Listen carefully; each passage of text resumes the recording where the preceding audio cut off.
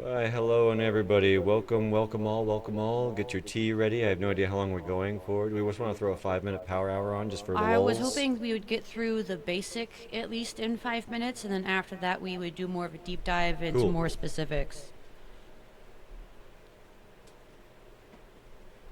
Oh, of course. I don't know how to use my thing. Of course. Maybe that's why they don't go off. Maybe, who knows? I don't know. I'm not even allowed to say I'm allowed. Anyway. Hello, welcome everybody. We're here talking about Facebook, shitposting. Take it away. Yeah, so I've used Facebook for my whole life basically to stay in contact with family and nothing more.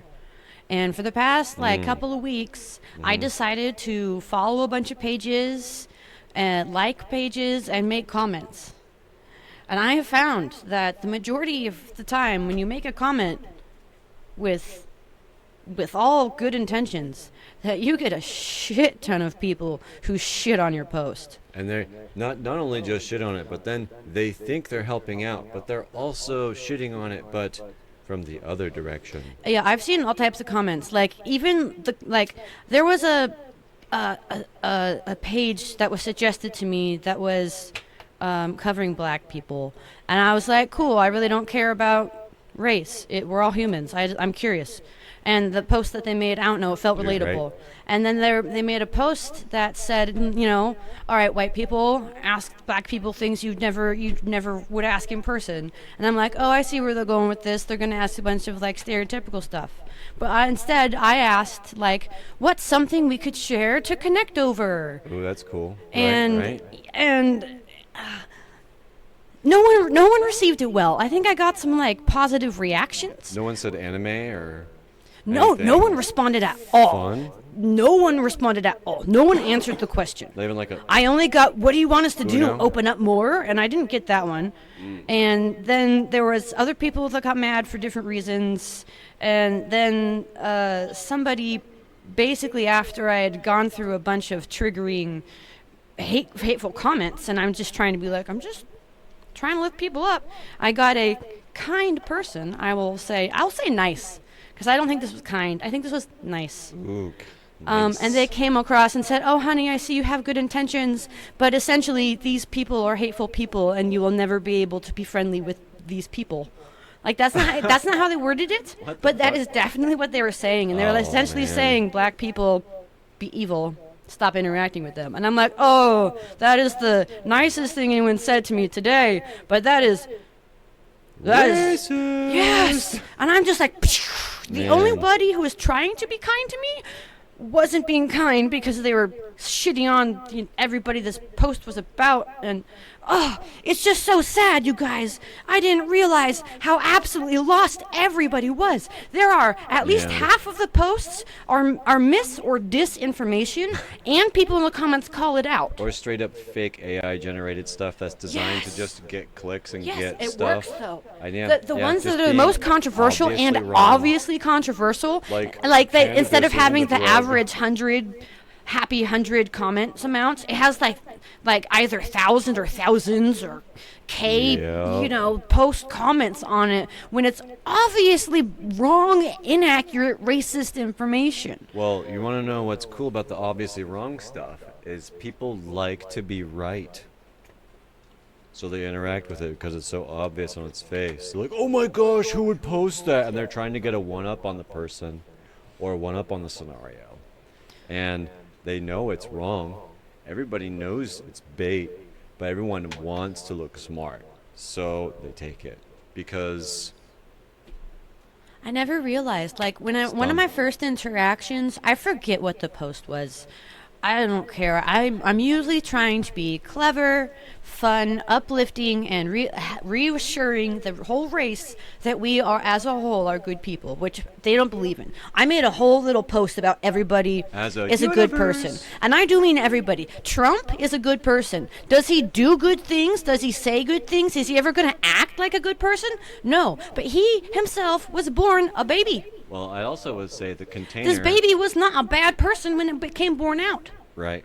Nobody was born evil asshole wanting to punch you in the face. No, we all want to cooperate because that is how our species has evolved. If we did not cooperate, we got kicked out and then we got eaten by a predator because we didn't have other people to help us defend against it. We are supposed to cooperate. But I'm not saying that that's what happened with somebody like Trump. He got groomed to be the way that he is today. He himself, I am certain, underneath his arrogant exterior is a quivering chihuahua type person who has no trust and no faith in himself or anybody, has no clue whatsoever, and is just smiling and faking it because he's making it. Well, you can tell what he respects and what he doesn't respect is because when he talks about Putin on his Truth Social, he will have his sentences be, or his posts will only be 3 or 4 lines. But when he talks about Ukraine and he's dogging Ukraine, it'll be paragraphs upon paragraphs. He does not fear Ukraine, but he does fear Russia. And I think it's really apparent because you can see his whole demeanor. He is that little chihuahua, and that is he doesn't know how to deal with something that's bigger than him, that who's willing to kill. When he's not, he's a wimp. He's run by trauma. Wimp. And because he is run by trauma, when he sees other things that trigger his trauma, like Russia, because they're big and scary, he then bows down to it because he is a traumatized person. So, what I was saying on social media wasn't that everybody is inherently a good person, as in they do good acts. What I was saying was that we as a species are inherently good because that's what we are created to do. However, society has groomed us otherwise. Trauma has groomed us otherwise. Like, if we take it down to baby happy, baby smiling, something happens. They poop their diaper, they got a burp, I don't care. What do? They scream. They essentially are screaming their freaking heads off. They're sending a signal. That's all they're doing. When a kid gets older, they do the same behavior when the other learned behaviors don't seem to be working anymore. I don't care if they're 4, 14, 24, 44, 84. Once we become adults, we have this twisted relationship with sense our of own superiority for things that don't understand, because we feel like we do, but ultimately we're shoved into this box that we don't understand. I was gonna say trauma and the people around them, because essentially we get older and then things happen and then we want help, so we scream.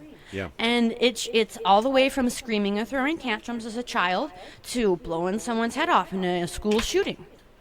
They were not paid attention to. They were not respected. They were not listened to. I'm not saying it's right to do these things. Don't do these things. But these things are just evidence of the extreme pain and trauma that person is going through. So, because we have that knowledge that everyone is inherently a good person, when we see someone doing something, quote, evil or bad, we then can know this person is obviously in so much pain and trauma that they don't understand how to get help without doing something that is bad. Because if you're a kid and you don't get your needs met by trying to be polite and tap your daddy on the leg and it's not working, you might just turn to a tantrum because you need to let them know you need something. Even if it's just a hug. Yes. And then you get persecuted for just getting something as innocent as some physical affirmation. And then you start not seeking that physical affirmation, which then causes the isolation loop. Yes. And then not only that though, but the isolation loop can start way earlier than that as well. Because when you're crying and your diaper is loaded and daddy picks you up and goes like, well, that's waiting till mom gets home. Guess what that does? That tells that crying baby, yo, someone saw me. Someone knew my diaper was loaded and they didn't do anything about it. It's like, change that diaper, please. Please.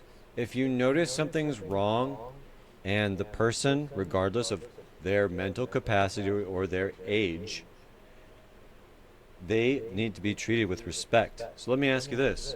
What happens if you go to hospice? Someone's dying. They're 103 years old. They've shit themselves. They've shat themselves for 6 hours. and you have a worker sitting next to them, not fixing the shat ass, okay? It's like, is that worker getting fired? All right. Is this something that you've actually experienced? Yes. And worse, working in hospice and in other scenarios. Because people don't want to deal with it. They want to give it to the next one who's coming in. So legit, if you're a dad who's let that diaper stay loaded, stay wet, you are legit creating the scenario of you not feeling like you aren't heard or listened to or respected at the moment that child enters your domain. So just know that, hey, if you don't remember, there's a little spot inside you that goes like, wah, I don't matter. Well, think real hard about how memories are created. And ultimately, they have to come from somewhere because you have them now, which means you have some kind of pattern inside you that has created the possibility of memories to get remembered. So you have a portion of you, no matter how small, is pre-memory. And you might remember how many times you didn't get addressed. You might remember that. Not actively, but you might remember it in feeling. There are actually a lot of studies. This is on topic for me, but slightly off topic for some people.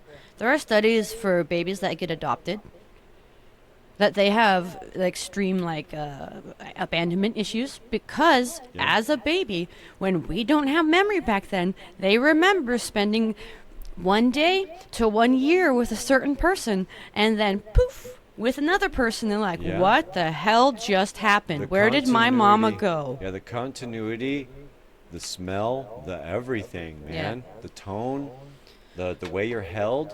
Because the person who's known you for that year is going to hold your neck different than the person who, just met you. Even if they really love you, your whole experience is different. It's like imagining waking up for a while, have one kind of car, and then you wake up the next day, and then it's just like, new car, and you're like, what the fuck? But you don't get to choose whether you get to go into it or not. You just get shoved into it, it closes, it pinches you, it touches you, it hands you off to other things that you don't like. It's like, are you going to enjoy that as an adult? Sitting in someone else's ashtray? No. You're going to want the thing you had before. Because it's familiar. Duh. Go ahead. The roundabout thing is there was some post where I was trying to share that. No, I think it was just the post where I was trying to share that we as people, everybody is a good person. And people kept denying it and denying it and denying it. And one person put it exactly how they believed it. And I know that's exactly how so many believe it. We can't be kind because there are mean people out there. That is what they said. They had the circular belief that there can never be any kindness because there is meanness, when it is the other way around. We cannot have meanness without the lack of kindness. This might be a good chance to cut this off because now we're into paradoxical territory. We might make that into a different episode. Is that cool? I just still wanted to get it firmly in everybody's heads out there. Please, go ahead. When you see somebody doing something bad, they essentially are a little baby kicking and screaming because they don't know the right way to get themselves taken care of. They're a fucking baby. Now they're an adult and they haven't been taught how to do it. Yeah. And they're just an adult baby, and that's terrifying. But this is how we deal with it. When we see dogs, random stray dogs in the roads, we do have people that go collect them. And the people that collect them keep themselves safe while still recovering the dogs, taking them back to hopefully a shelter rather than a pound. And then they can rehabilitate the dog slowly so that it will be at least home friendly. Even if they have to give off the warning, hey, this is a traumatized dog, it might be a scared thing forever, and it might always have a tendency to nip at you. But we can at least get it off the streets and off actively attacking people because the dog doesn't know where its territory is because it doesn't have one because it used to be a puppy at somebody's house and now it's on the streets.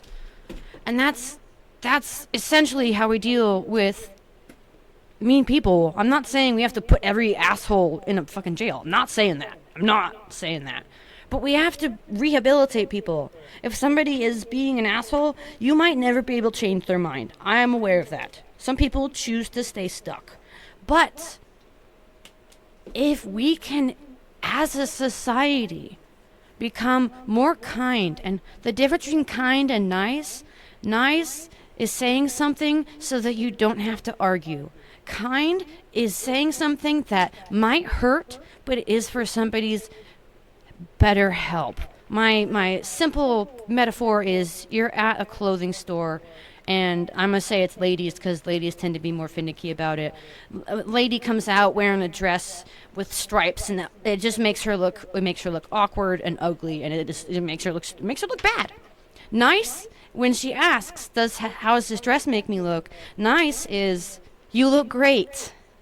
Kind is, oh, I'm sorry, honey, that dress does not fit you right. Let's go find you a new one.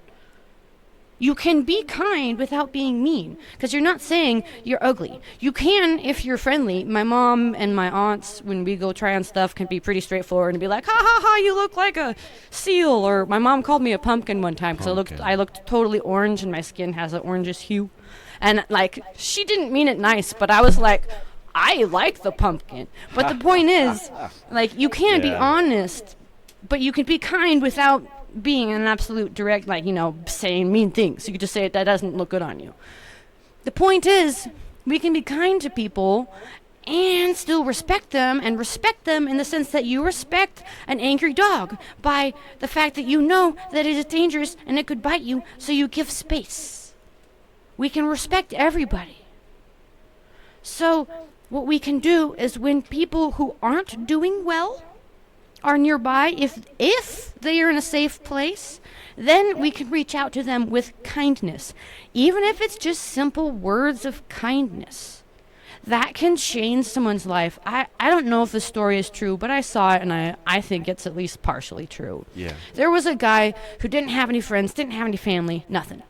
And he walked to work, like miles to work, and there was a guy at a bridge who just said hi to everybody who crossed the bridge. Absolutely everybody. And there was a whole week where that guy, for some reason, just didn't show up. So that solo guy who didn't know anybody, he walked a whole week back and forth to work, and then realized there was nobody there to say that he mattered. There was nobody there to, like, point out he existed. So he ended up killing himself. I don't know if the story is true, but it feels true. And I just want to remind you guys that kind words can save a life. And if we decide to spread kindness, even when people are mean, because kindness, as much as we do hope it helps others, and hopefully we get kindness in return, and hopefully you surround yourself with people who do give you that. But when we do interact with strangers, surround your own self within your own self. Yes. Kindness. But when we do interact with strangers, hopefully we can continue to spread kindness, so that instead of spreading the idea that we can't be kind because people are going to be mean, that instead we can choose to be kind, both in spite of that and also to prove them wrong. We can be kind, and we can be kind even to the person who doesn't know anything but to yell at people, because that guy who might be swearing at everybody walking by, he might really be affected by your words of kindness. He just might not show it. Yeah, it's true. Kindness changes. Kindness is how we learn. If we are loved and taken care of, we don't have so much trauma. But what if we are not loved and not taken care of? There are shitloads of trauma. And I'm saying, you guys, we need to fight the trauma that the society is putting on us. So at the very least, please be kind, even to the mean guy, because that only proves that your character is gold. Correct. That's kind of the end of my spiel. That's beautiful. Good. We can do it. We can change the world. It may not look like a lot, and people don't care sometimes. People don't care that picking up a piece of trash matters because it's not taking down the coal industry. Bonkers. Yes, absolutely, it does change the world when you pick up your own trash. Listen to the babies. Respect the babies. Respect the babies.